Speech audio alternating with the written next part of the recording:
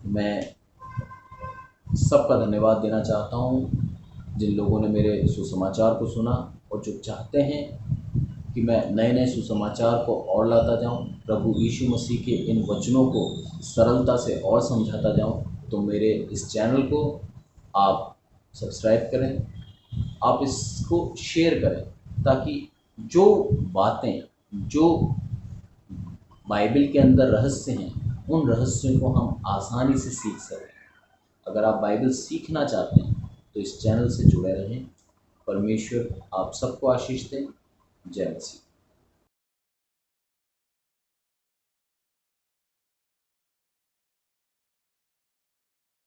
Praise the Lord. परमेश्वर का धन्यवाद हो, उसने मुझे चुना कि मैं उसके सुसमाचार को सुना सकूं। और आज YouTube पे मेरा जो ये मैसेज है वो मैसेज नंबर 100 है। 100 हो चुके हैं मेरे मैसेज। और आज हम देखेंगे पहला तीमुथियुस उसका 4था अध्याय और पहली आयतों से कुछ पदों को हम देखेंगे। परंतु आत्मा स्पष्टता से कहता है कि आने वाले समय में कितने लोग भरमाने वाली आत्माओं, दुष्ट आत्माओं की शिक्षाओं पर मन लगाकर विश्वास से बहक जाएंगे। यहाँ पर पौलुस चेतावनी देता है तीमुथियुस की कलीसिया को, और तीमुथियुस के नाम पे पत्री लिखी उसने, और वो बता रहा है तीमुथियुस को कि तुम जो आज गैर यहूदी हो, पर तुम क्या चाहते हो कि प्रभु यीशु मसीह का जो उद्धार है, हम हमारे कामों से, हम यहूदी परंपराएं अपना लें, या फिर हम संसार से बैर रख लें, और इन तरीकों से तुम उद्धार पाना चाहते हो। पर पौलुस साफ कहता है कि उद्धार सिर्फ और सिर्फ प्रभु यीशु मसीह के अनुग्रह से मिलेगा। हम हमारी काबिलियत से परमेश्वर का उद्धार नहीं प्राप्त कर सकते। हाँ, हम हमारी काबिलियत से उसका सुसमाचार फैलाने में सिर्फ हम एक मदद कर सकते हैं, जबकि प्रभु यीशु मसीह को इस मदद की भी आवश्यकता नहीं है।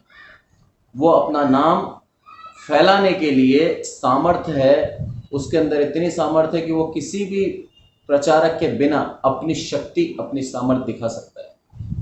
पर हमें वो आदर देना चाहता है, हमें सम्मान देना चाहता है, इसलिए वो हमें चुनता है कि तुम मेरी बनाई हुई सृष्टि हो, तुम मेरी बनाई हुई रचना हो, और मैं चाहता हूं कि इस रचना को भी आदर सम्मान मिले। इसलिए तुम्हें यह मौका देता हूं मैं कि एक मनुष्य जाके मेरा सुसमाचार सुनाए और उसका सम्मान हो। इसीलिए प्रभु हमें चुनता है। तो यहाँ पर वो बोलता है कि झूठे भविष्यवक्ता आएंगे और झूठी भरमाने वाली आत्माओं और दुष्ट आत्माओं की शिक्षाओं पर मन लगाकर बहका देंगे, तुम्हारे विश्वास को खत्म कर देंगे। पौलुस का एक बहुत ही अच्छा एक चरित्र था कि वो क्या करता था, कलीसियाओं को स्थापित करता था गैर यहूदियों की, और उसके बाद उन कलीसियाओं को चिट्ठियां लिख लिख के उनके विश्वास को दृढ़ करता रहता था। उसका एक ही उद्देश्य था कि ये अपने दिशा से बहक ना जाए, इनके अंदर कोई जंगली बीज आके ना भटकते, और ये फसल जो मैंने उगाई ये खराब ना करे। प्रभु यीशु मसीह ने एक उदाहरण दिया था जंगली बीज का। क्या था वो कि एक अच्छा बीज बोने वाला वो बीज बोने निकला, उसके अंदर एक दुष्ट ने जंगली बीज लाके डाल दी, और जब फसल उगी तो उन्हें पता लगा कि इसके अंदर जंगली बीज आ गया। तो उसके सेवक बोलते हैं कि स्वामी हमें आज्ञा दे कि हम इन बीजों को अभी निकाल दें। प्रभु यीशु मसीह बोलता है नहीं, इनको बढ़ने दो, और जब कटनी का समय आएगा तो पहले इन जंगली बीजों को मैं, इन पौधों को मैं हटा दूंगा। क्योंकि गेहूं की एक खासियत होती है, गेहूं के दाने में यदि जंगली बीज डाले जाते हैं तो गेहूं का जो फसल है उसकी सारी जो हाइट होती है वो एक जैसी रहती है। सारी बालें जो गेहूं की होती है वो एक समान होती है। आप जब झुक के देखेंगे तो जंगली बीज अलग ही ऊपर नजर आ जाएंगे। प्रभु यीशु मसीह बोलता है कि मेरी जाति, जिसको मैंने चुन लिया, जिसने मुझ पे विश्वास किया, हर एक व्यक्ति मेरी जाति है। उस विश्वास के कारण वो स्थिर रहेंगे, और जब न्याय का दिन आएगा तो मैं पहले इन पापियों का विनाश करूंगा, इनको नरक राज्य में डालूंगा, और ये मेरे जो चुने हुए हैं इनको मैं स्वर्ग में दूंगा, स्वर्ग दूंगा इनको। यहाँ पर वो हमें सिखाता है इस दृष्टांत से प्रभु यीशु मसीह की, तुम्हारे बीच में गलत शिक्षा वाले आएंगे, तुम्हारे बीच में गलत भरमाने वाले लोग भी आएंगे। तुम्हें क्या करना है? अपने विश्वास में बने रहना है। अगर तुमने तुम्हारा विश्वास खो दिया तो तुम नरक में जाओगे।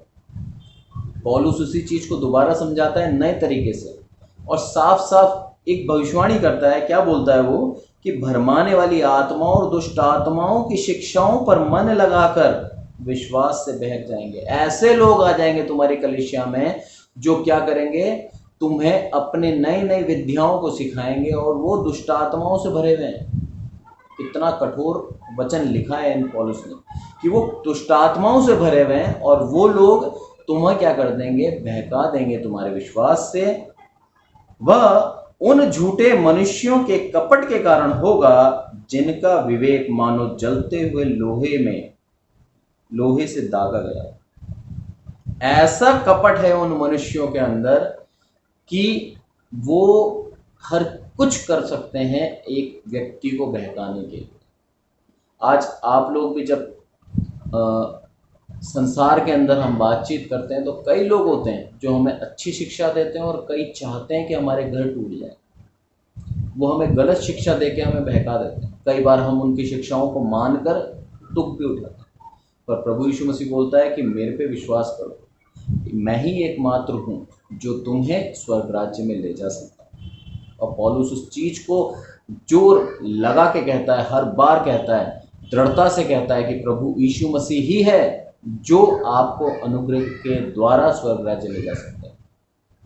हम जब उसके वचनों को ध्यान से पढ़ते हैं तो प्रभु यीशु मसीह की बातों को हम सीखते हैं। आगे बोलता है वो जो विवाह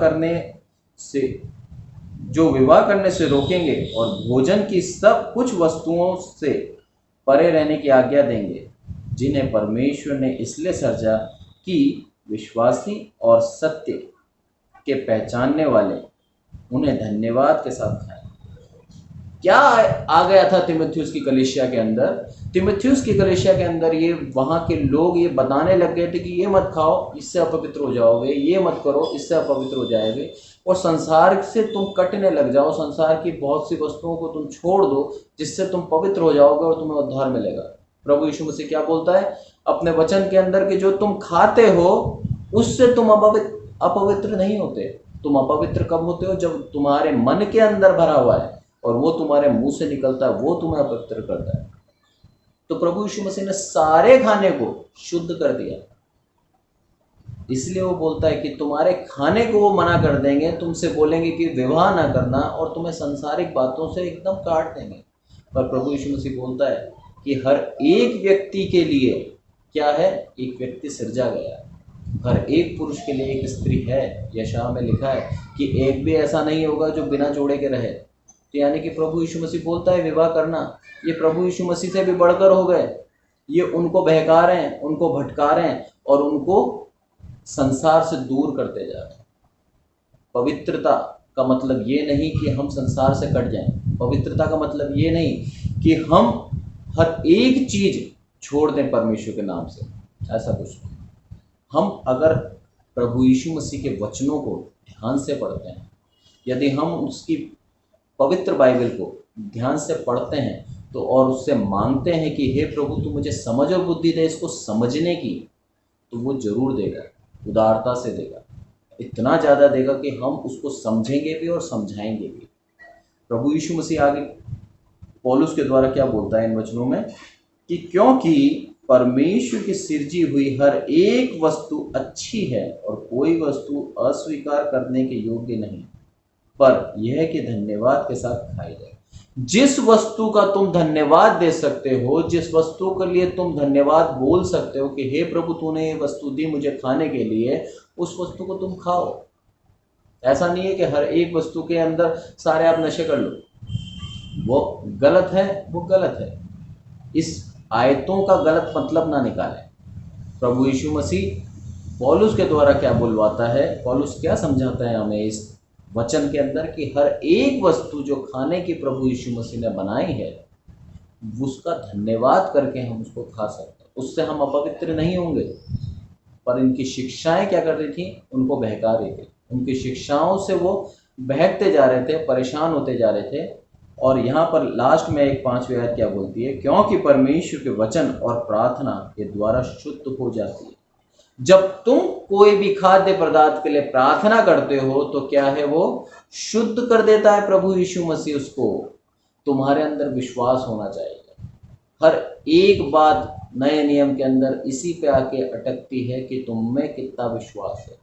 कोई सा भी उदाहरण हम देख लें प्रभु यीशु मसीह का, जब उसने चंगाई करी, उसके पास भागे भागे 2 कोढ़ी आए और क्या बोलते हैं, 10 कोढ़ी आए थे और क्या बोलते हैं, हे प्रभु तू हमें चंगा कर। प्रभु क्या बोलता है कि तुम चाहते हो कि मैं तुम्हें चंगा करूं? बोला हाँ हम चाहते हैं, तुम्हारे विश्वास के अनुसार तुम्हारे साथ हो। उसने ये नहीं बोला कि तुम ठीक हो जाओ, उसने बोला कि तुम्हारे विश्वास के अनुसार तुम्हारे साथ हो, और वो ठीक हो गए। उनका विश्वास था प्रभु यीशु मसीह के अंदर, इसलिए ठीक हो गए। 2 अंधे आए, उनसे क्या बोलता है कि हे दाऊद के संतान, अंधे बोलते हैं प्रभु यीशु मसीह से कि हमें तू ठीक कर। उनसे भी यही क्वेश्चन था, क्या तुम्हें विश्वास है कि मैं तुम्हें चंगा कर सकता हूँ? हाँ प्रभु मुझे विश्वास है, चिल्ला के बोलते हैं। और वो बोलता है कि तुम्हारे विश्वास के अनुसार तुम्हारे साथ हो। प्रभु यीशु मसीह हमसे आज ये बोलता है, जो काम हम नहीं कर सकते उसके लिए जब हम उससे प्रार्थना करते हैं तो वो आज मैं भी यही बोलता है, क्या तुम्हें विश्वास है कि मैं कर सकता हूँ? तब हमें यही बोलना है कि हे प्रभु हाँ मुझे विश्वास है कि सिर्फ और सिर्फ तू ही ये काम कर सकता है। आज पूरी दुनिया परेशान है इस बीमारी से। आज प्रभु ये बोलता है, क्या तुम्हें विश्वास है कि मैं तुम्हें चंगाई दे सकता हूँ? हाँ प्रभु हमें विश्वास है कि तू चंगाई दे सकता है। हम तेरा धन्यवाद करते हैं कि आज तक तूने हमें संभाल कर रखा। हम तेरा धन्यवाद करते हैं कि ऐसी परिस्थिति में भी तूने हमें रोटी दी, तूने हमें भूखा नहीं रखा। ऐसी परिस्थिति में भी तूने हमारे बच्चों को संभाल कर रखा। ये धन्यवाद और ये विश्वास हमारे जीवन में होना चाहिए। एक मसीह के जीवन के सबसे आधारभूत चीज़ें यही हैं, विश्वास और धन्यवाद। जब तक हम उसको विश्वास नहीं, हमारे अंदर विश्वास नहीं होगा, तब तक हमारी जो आवश्यकताएं हैं उन आवश्यकताओं में पूरी होने में कठिनाइयाँ आएंगी। और जब हम उसके ऊपर पूर्ण विश्वास करते हैं तब हमारे लिए वो सोचता है, वो चिंता करेगा। प्रभु यीशु मसीह बोलता है कि मैंने ये जो चिड़ियाएँ हैं इनको ना वो बोती हैं, ना वो काटती हैं, ना वो बटोरती हैं, ना ही वो खेत में जाती हैं, कुछ नहीं करती, उसके बावजूद में उन चिड़ियाओं को मैं खाना देता हूँ। तो तुम्हारा प्राण इन चिड़ियाओं से क्यों कितना उत्तम है। प्रभु यीशु मसीह ने सारे संसार की सृष्टि करी 6 दिन में और 6ठे दिन में उसने मनुष्य को बनाया। इसका मतलब ये है कि जितना भी मैंने बनाया है सृष्टि में सब कुछ इस मनुष्य के लिए है। प्रभु यीशु मसीह ने हमसे इतना विश्वास करा, इतना प्रेम करा उसने हमें कि उसने सारी सृष्टि हमको दी। और आज हम क्या कर रहे हैं, उसी सृष्टि जो प्रभु परमेश्वर ने हमारे लिए बनाई थी उसी सृष्टि की हम पूजा करने लग गए, उसी सृष्टि के सामने सर झुकाने लग गए। प्रभु यीशु मसीह को कितना दुख होता होगा कि मैंने ये तुम्हारे लिए बनाई थी, तुम्हारे कंट्रोल में है ये सारी चीज़ें, और तुम तुम्हारे कंट्रोल में जो चीज़ें उसके सामने अपना सर झुकाते हो। ये जो सर दिया है परमेश्वर ने हमें, ये जो हर किसी के सामने नहीं झुकाना, इसका एक आदर सम्मान दिया है प्रभु यीशु मसीह ने हमें, उसको आदर के साथ रखना। प्रभु यीशु मसीह हमें इन वचनों से यही सिखाता है। और आज ये हम विश्वास करें इन बातों पर कि प्रभु यीशु मसीह हमारे हर एक कष्ट दूर करने की सामर्थ्य रखता है। परमेश्वर हमारी हर एक ज़रूरतों को पूरी करने की सामर्थ्य रखता है। हमारे विश्वास के कारण उस चीज़ में समय लगता है। इन वचनों से हम यही सीखें कि कोई गलत शिक्षा से हमें बहका नहीं पाए, कोई गलत शिक्षा से हमें रास्ते से भटका नहीं दे। कोई हमें ये ना बोले कि ये खाने से तुम्हें उद्धार नहीं मिलेगा या फिर ये खाओगे तो तुम्हारा उद्धार छीन लिया जाएगा, ऐसा नहीं है। प्रभु यीशु मसीह पे विश्वास रखें, तुम्हें प्रभु यीशु मसीह चौरस स्थान पे स्थिर करे। वो कहता है कि मैं धर्मियों को चौरस स्थान पे स्थिर करता हूँ ताकि कोई उसको हिला नहीं सके। आप कितने भी स्टैचू हो वो ध्यान से देखना, उसका जो बेस होता है वो मजबूत होता है, एकदम सरफेस प्लेन होती है, उसके ऊपर वो स्टैचू रखा जाता है। प्रभु यीशु मसीह भी यही बोलता है कि अगर तुम मेरे पे विश्वास करते हो और अपने धर्म में बने रहते हो तो मैं तुम्हारे विश्वास के कारण तुम्हें स्थिर कर दूंगा। कोई दुष्ट तुम्हें हिला नहीं पाएगा, कोई दुष्ट तुम्हें उस स्थान से हटा नहीं पाएगा। प्रभु यीशु मसीह इन वचनों से हमें ये सिखाता है, यदि हम उसके ऊपर विश्वास करते हैं तो हमें अन्य किसी बातों पर विश्वास नहीं करना, अन्य किसी शिक्षाओं को मानना नहीं है, अन्य किसी विधियों को मानना ही नहीं है कि उस विधि के द्वारा हमें उद्धार मिलेगा। हमें उद्धार सिर्फ और सिर्फ उसके अनुग्रह से मिलता है। हम उसके ऊपर विश्वास निरंतर करते रहें। हम उससे मांगे कि हे प्रभु, तू मेरे विश्वास को और दृढ़ कर, तू मेरे विश्वास को और प्रबल कर, ताकि मैं तेरे नाम से लोगों को चंगा कर सकूं, मैं तेरे नाम से लोगों को और समझा सकूं, तेरे नाम को मैं जगत में बता सकूं। इन वचनों से प्रभु हमें आशीष दे। जय मसीह की। धन्यवाद।